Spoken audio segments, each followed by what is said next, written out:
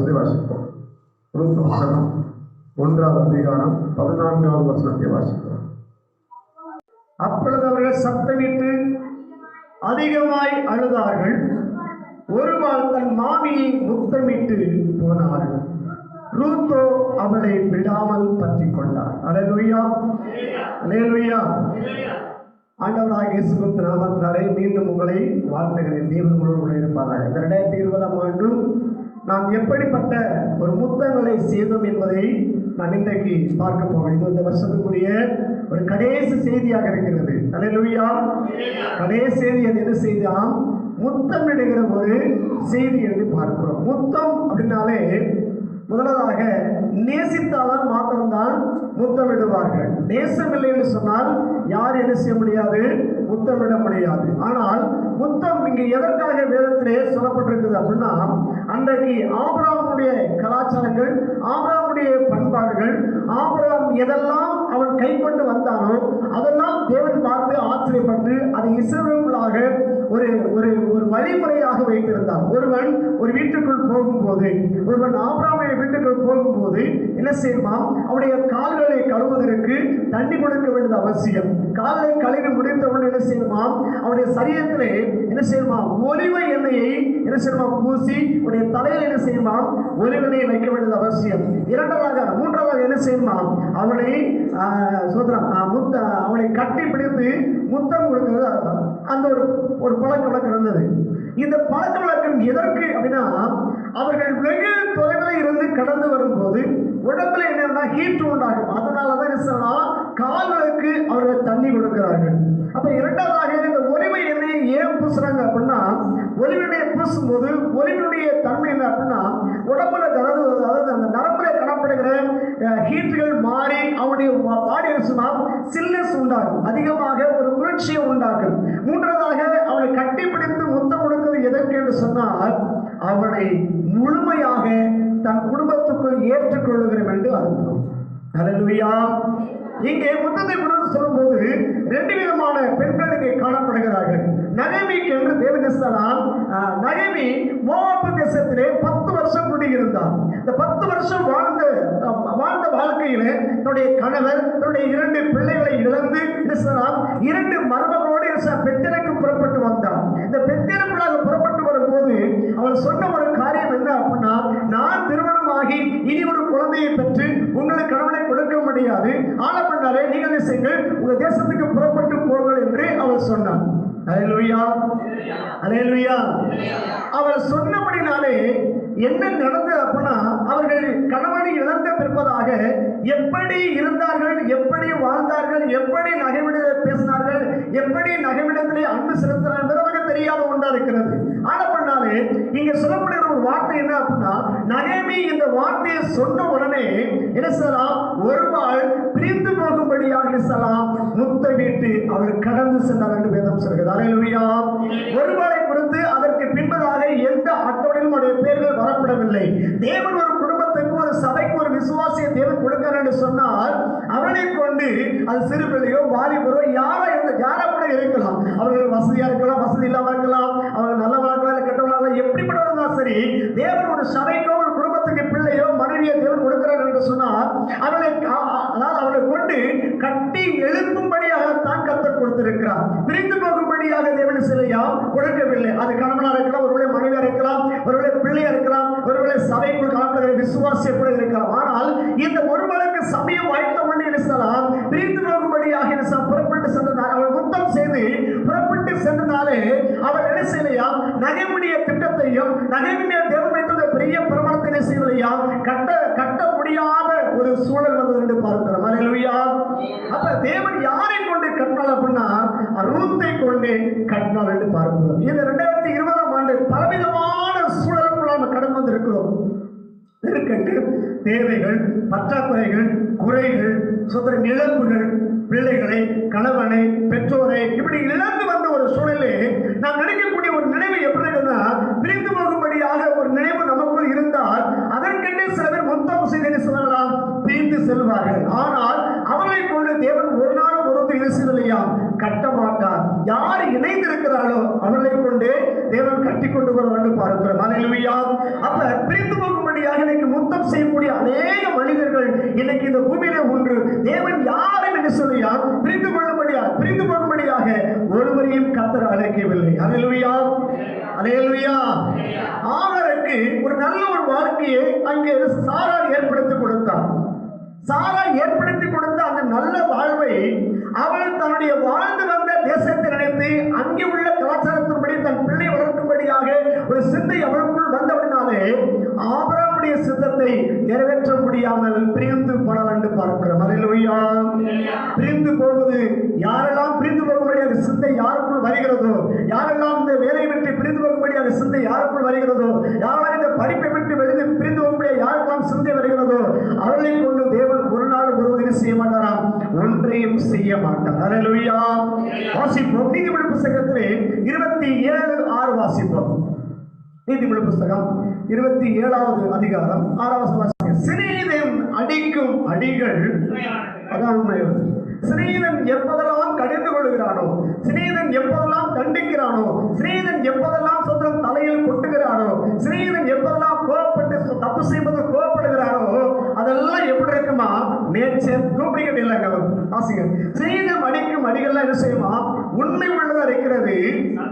நீங்க சொல்லுகிற ஒரு வார்த்தை பாருங்க, சத்துரை ஈடு முத்தம் எப்படி இருக்கலாம்? வஞ்சனை உள்ளது என்று வேதம் சொல்கிறது. அல்லேலூயா. சத்துரு என்ன செய்வானா? நீங்க செய்யறது சரி, நீங்க செய்யற பாவங்கள் சரி, ஏன் இந்த பாவத்தை நீங்க செய்யக்கூடாது அவர் சொல்கிறான்னு சொல்லி இப்படி ஒழுகிறது தான் சத்துருடைய வேலை என்று பார்க்கிறோம். அவனுக்கு யாரெல்லாம் சத்துருவாக காணப்படுகிறார்களோ அவர்களுக்கு ஆத்மாவை குறித்தோ, சரியத்தை குறித்தோ, இல்ல அவருடைய ஆவியை குறித்தோ, அவருடைய எதிர்காலத்துக்குரிய வாழ்க்கை குறித்து என்ன கிடையாதாம்? சிந்தையும் கிடையாது, உணர்வும் கிடையாது. கடிந்து கொள்கிற யாரெல்லாம் இருக்கிறார்களோ அவர்கள் என்ன செய்யலாம்? கடிந்து கொள்ளும் போது கடிந்து கொள்வார்கள். அல்லேலூயா. கடிந்து கொள்கிற ஏற்றுக்கொள்வன் நீதிமான், கடிந்து கொள்வதை விரோதிக்கிறவன் மிருக கூடவில்லை என்று சொல்லி நீதிமொழிகள் நமக்கு அழகா சொல்கிறது. இவர் சொல்ற சத்துரை ஈடு முத்தம் என்ன செய்தால் அது வஞ்சனை உள்ளது என்று பார்க்கிறோம். அது வஞ்சனை உள்ளது என்று சொன்னால் சத்துரிடக்கூடிய எல்லா முத்தமும் எப்படி காணப்படும் என்று சொன்னால் உலகத்தை சார்ந்து மாயமாய் காணப்படுகிற சொல்ற உலகத்துக்குரிய மேன்மையை குறித்து செய்யலாம் இது காணப்படும் என்று பாருங்க. இதுக்காகத்தான் வேதம் சொல்கிறது சத்துரு விடுமுத்தம் எப்படி இருக்குதான்? வஞ்சனை உள்ளது என்று வேதம் சொல்கிறது. அல்லேலூயா. இந்த வருஷத்துல நம்மளும் சில நேரம் அப்படிப்பட்ட ஒரு சிந்தைகள் வந்திருப்போம். எத்தனை வந்திருக்கீங்க? நிறைய சொல்லுவோம். எத்தனை வந்திருக்கீங்க? சத்துரு போல யாராவது இருந்தீங்களா? சத்துரு முத்தத்தை போல சில கரைகளுக்குள்ளாக உங்களுக்குள்ளாக உங்களுடைய குடும்பத்துக்குள்ள இருந்திருக்கீங்க யாராவது? உடனே சொல்லுவோமா? அல்லேலூயா. பரவாயில்ல, ரொம்ப வெளிப்பா இருக்கீங்க.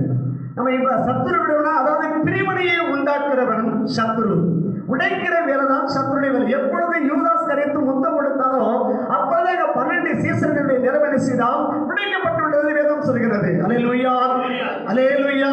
இந்த சத்துரு விடக்கூடிய எந்த கரைவனா சரி அது பூரா வஞ்சனை உள்ளது வேதம் சொல்கிறது. வாசிப்பு சூத்திரம் 2 சாமுவேல் புத்தகத்திலே 20ஆம் அதிகாரத்திலே 9ஆம் வசனம் வாசிப்போம்.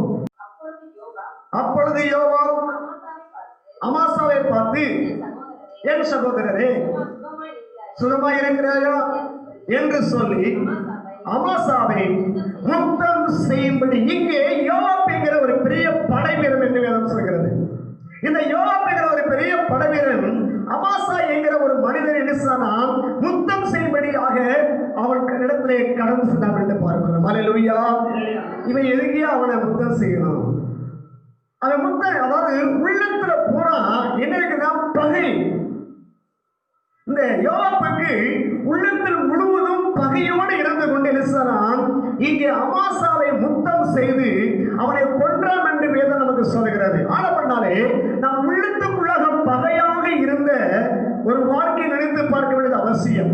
உள்ளுக்குள்ள ஒரு பகை, வெளியில் ஒரு வாழ்க்கை, இப்படி ரெட்டரசம் தரிக்கப்பட்ட ஒரு வாழ்க்கை வாழ்ந்து கொண்டிருந்த சில நேரங்களில் சில சமயங்களை நீங்க யோசித்து பாருங்க. யாக்கோபு இதைத்தான் சொல்கிறாரு, ஒரே ஊற்றுல இருந்து 2 தித்திப்பான தண்ணி, இரண்டு விதமான தண்ணீர் வந்தா தண்ணீர் சிறந்த நீங்க குடிப்பியா அப்படின்னு கேட்கிறார். 1 தித்திப்பும் இன்னும் உப்புமாய் வந்தா நீங்க குடிப்பியா அப்படின்னு கேட்கிறார். அப்படி என்றால் 2 எஜமானர்கள் உங்களால் ஊழியம் செய்ய முடியுமா? வேதம் சொல்ல 2 நீங்க நிச்சயங்கள் எந்த மட்டும் குந்தி நடைபெற்று சொல்கிறார். யோவாப்புடைய இறுதி முழுதும் அமாசாவை கொல்லும்படியான ஒரு சிந்தை மாத்திரம் இருந்தது. அவர் சொன்ன வார்த்தை பாருங்கள், நீ சுகமாக இருக்கிறன்னு சொன்னவன் அவனை குத்தி கொலை செய்தான் என்று பார்ப்போம். இப்படி அநேக சூழலுக்குள்ளாக 2020ஆம் ஆண்டிலே பகையா வாழ்க்கையை வாழ்ந்து கொண்டிருக்கிறோம். அல்லேலூயா. வேதம் சொல்கிறது, ஆண்டவராக இயேசு கிறிஸ்து பகையாக நின்ற சுவரை அவர் சிலுவையினால் உடைத்து தகர்த்திருக்கிறார். ஆன பண்ணாலே நம்முடைய இருதயத்திலோ சிந்தையிலோ வாயின் வார்த்தையில என்ன செய்யக்கூடாதாம்? பகை என்கிற கடினோட சொல்லக்கூடாதாம். அல்லேலூயா. அல்லேலூயா. பகை இருப்பது வரைக்கும் நமக்கு என்ன செய்யாதா? ஆசை கிடையாது. யாரையும் பயக்க நமக்கு என்ன தகுதியும் கிடையாது. தேவன் கொடுத்த வாழ்க்கை, ஒருவர் வசதியா இருக்கிறாரு, ஒருவர் வசதி இல்லாம இருக்காங்க. ஒருத்தர் உயரமா இருக்காரு, ஒருத்தர் குட்டையா இருக்கிறாரு, ஒருத்தர் கருப்பா இருக்காரு, ஒருத்தர் வெள்ளையா இருக்கிறார். அல்லேலூயா. இது தேவன் கொடுக்கப்படுகிற ஒரு வாழ்க்கை. இந்த அமாசா என்கிற ஒரு மாசம் ஒரு சமயம் பார்த்து கொண்டே இருக்கிறான். பகை உள்ள நிறந்த உடனே செய்கிறான், கொலை செய்யும்படியாக சிந்தனை கடந்து வந்து பார்க்கிறோம். வாசிப்பு 2 சாமுவேல் புத்தகத்திலே 15வது அதிகாரம் 5ஆம் வசனம் வாசிப்போம். எவனாகிலும் ஒருவன் அவனை பார்க்க வரும்போது அவன் தன் கையை நீட்டி அவனை தழுவி முத்தம் செய்வான். இங்கே அப்சலோம் என்கிற ஒரு மனிதன் எழுசானா, இவன் அதாவது தாவீதுங்கிற தாவீதுடைய குமாரன். தாவீது இவன் எழுசானா தன்னுடைய மகன் என்கிற ஒரு அந்தஸ்தை, மகன் என்கிற ஒரு உரிமையில் எழுசானா இவனுக்கு ஒரு சேர் போட்டு அவனை எழுசானா அமைச்சருங்கிற பதவியில உட்கார வச்சிருந்தாரு.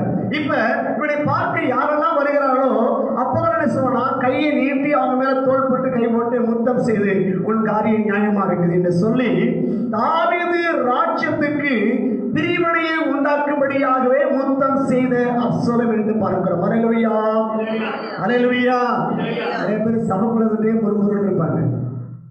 சிலவர் பார்த்தா வீடு குழந்தைட்டு ஏன் இவருக்கு என்ன, ஏன் இதை படிக்க வச்சாது இல்லை, நான் தான் வேண்டே வேண்டாம்னு சொன்னேன், வேற எப்படி படிக்க மாட்டேன் நேரம் வேண்டாங்களே படிப்பு வராது உள்ளுக்குள்ளே இருப்பாங்க.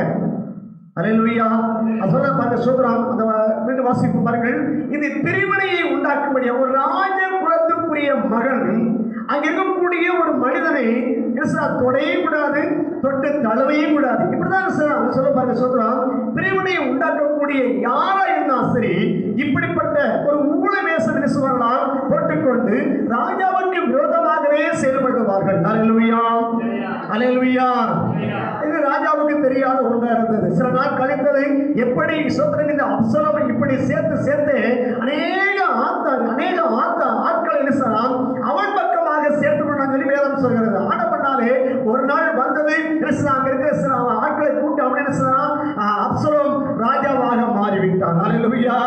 அப்சலோம் ராஜாவாக மாறிவிட்ட உடனே தாவீது என்ன எல்லாத்தையும் வீட்டுக்கிறது எல்லாத்தையும் ஒழுங்குபடுத்தி என்ன அவன் கால்நடையாக வனாந்தரத்துக்கு கடந்து சென்றான் என்று வேதம் சொல்கிறது. அல்லேலூயா.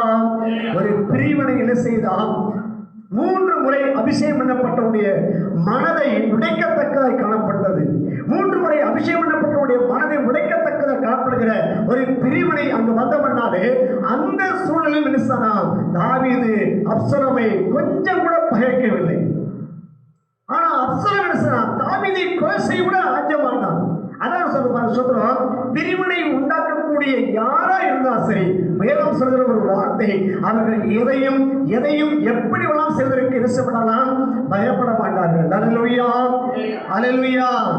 இயேசு கிறிஸ்து அதான் பிரிவினையாக இருந்த உங்களுக்கு ஏற்ற தாழ்வு, இப்படிப்பட்ட பிரிவினைகள் அவங்க தான் சரி, இவங்க தான் சரி, நமக்கெல்லாம் அப்படி இல்லை, இப்படி ஏற்றத்தாழ்வு எங்கெல்லாம் இருக்கிறதோ அங்கெல்லாம் பிரிவினையுடைய எந்த பிரிவினை யாருக்குள்ள இருக்கிறதோ அவர்கள் ஒன்றும் சாதிக்க முடியாது, ஒன்றையும் செய்து முடிக்க முடியாது. நாட்கள் கடந்தது. அப்சலோம் மனுஷனாம் அவனை சுமந்து வந்த கழுதை கருவாடு மலத்தினேசா அவனை தொங்க விட்டது. யோவாப் மனுஷனாம் அப்சலோமை கொன்றான் என்று வேதம் சொல்கிறது. அல்லேலூயா. திரும்பவும் தாவீது ராஜாவாக அமர்ந்தான். அல்லேலூயா. அல்லேலூயா. பிரிவினை எங்கெல்லாம் உண்டாக்குறது ஆண்டவர் தான் வெட்டின புலியிலே சொன்னான் அவன் விழுவான். 2 பேர் ஒன்று சேரலாம். ஒண்டியா இருந்தால் யார் அவனை தூக்கி விடுவார்? ஆண்டவர் 2 பேர் சேருங்க, கணவன் மனைவி ஒருமனமா இருங்கள், பிரிவினை உங்களுக்கு வேண்டாம், உங்களுக்கு கருத்து வேறுபாடு தேவையில்லை.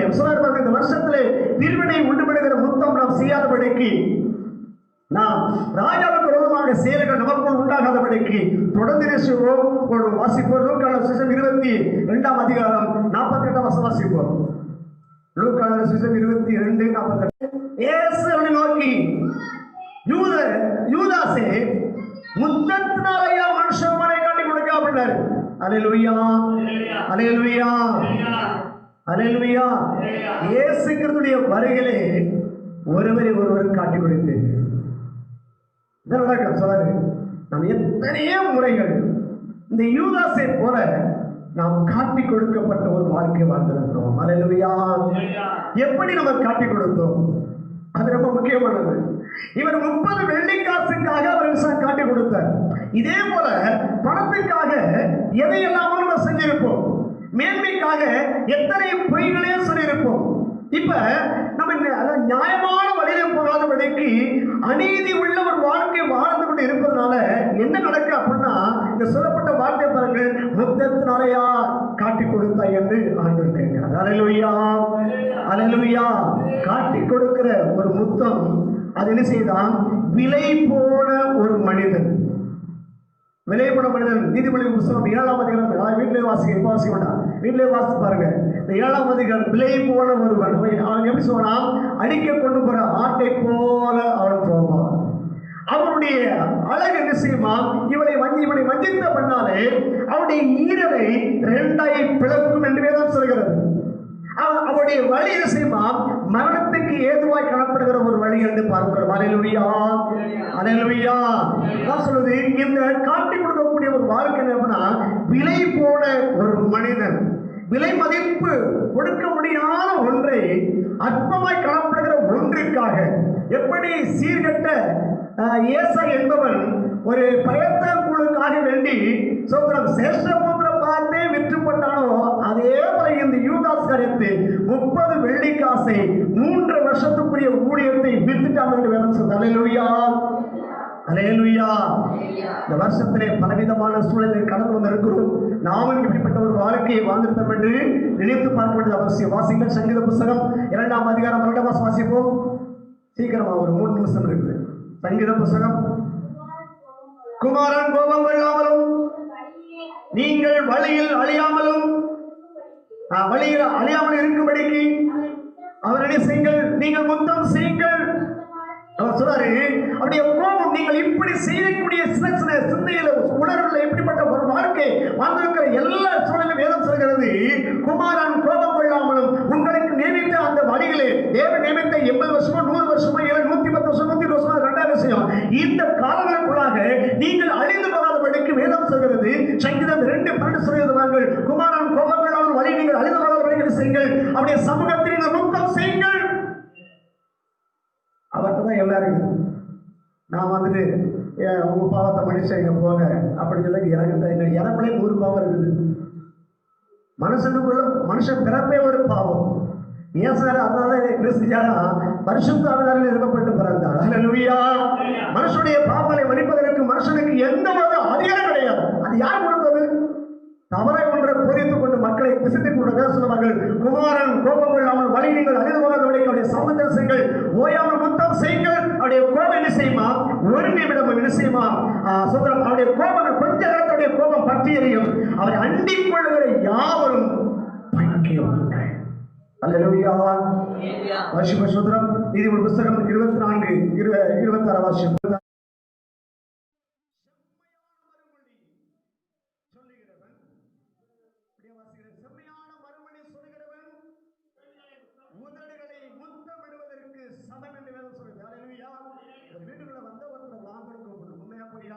அவர் யாராலும் சரி, நமக்கு பகையானவங்களும் சரி, வேண்டாத வெறுப்பாங்களும் சரி, உங்க வீட்டுக்கு வந்துட்டோம்னா வாங்க உட்காருங்க, அவங்க என்ன சினிமா கட்டாயம் செஞ்சு ஆகணும்.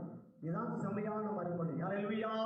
நீங்க வீட்டுல கூட்டி வச்சுட்டு எனக்கு ஒரு பாஸ்டர் வந்து ஒருத்தர் உங்களுக்கு பிடிக்கலையா, என்ன செய்ய அவரை வீட்டுக்கு கூப்பிட்டு என்ன செய்யா, ஒரு நல்ல எலும்பா எடுங்க, எலும்பு கறியா எடுங்க, போட்டு வச்சு இதெல்லாம் சாப்பாடு கொடுங்க, உங்க வீட்டை மறக்கவே மாட்டாங்க. அல்லேலூயா, அல்லேலூயா, அல்லேலூயா. ஒருத்தருடைய சொல்ல பாருங்க, செம்மையான மறுமொழி. வீட்டு வாசிப்போம். 24:26.